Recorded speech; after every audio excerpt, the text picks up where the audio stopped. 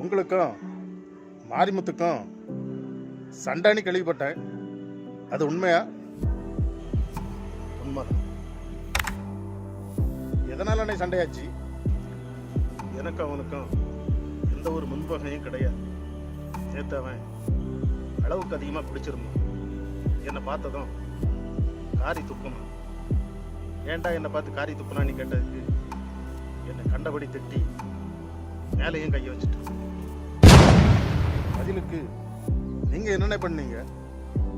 அவன் மேலே police complaint கொடுத்துருக்கேன். என்னையும் அவனையும் 10 மணிக்கு போலீஸ் ஸ்டேஷன் வர சொல்லியிருக்காங்க. அண்ணே, நாமெல்லாம் ஒரே ஊர்.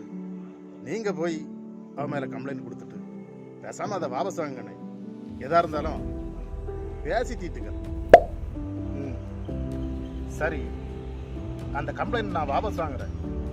அதுக்கு பதிலாக அந்த குற்றத்தை நான் தான் பண்ணேன்னு நீ ஒத்துக்க. இது சரியில்லை, இது சரியில்லை. அவன் கேவலமாக திட்டி கையை வச்சது ஏன் மேலே. இதில் 3வது மனுஷன் உனக்கு என்ன வேண்டி கிடக்கு? என்ன இருந்தாலும் அவன் நம்ம ஊர்காரன் இல்லையா? ஊர்க்காரன் தான். ஆனால் பிரச்சனை பண்ண பிறகு எவனா இருந்தாலும் எதிரி தான். நீ அரசியல்வாதி.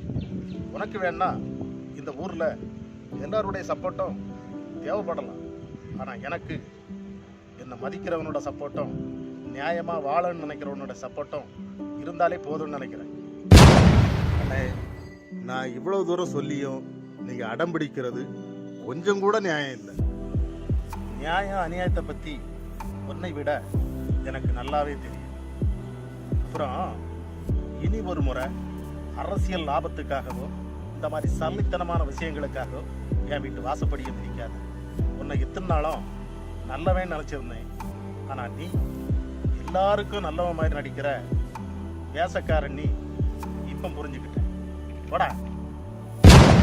ஆஹா, சமாதானம் பேச வந்த வாயில் சாணி அள்ளி பூசிட்டார. இந்த மாதிரி பல்ப்பு வாங்கினா அரசியலில் நம்ம வாக்கு வங்கி என்னாகிறது?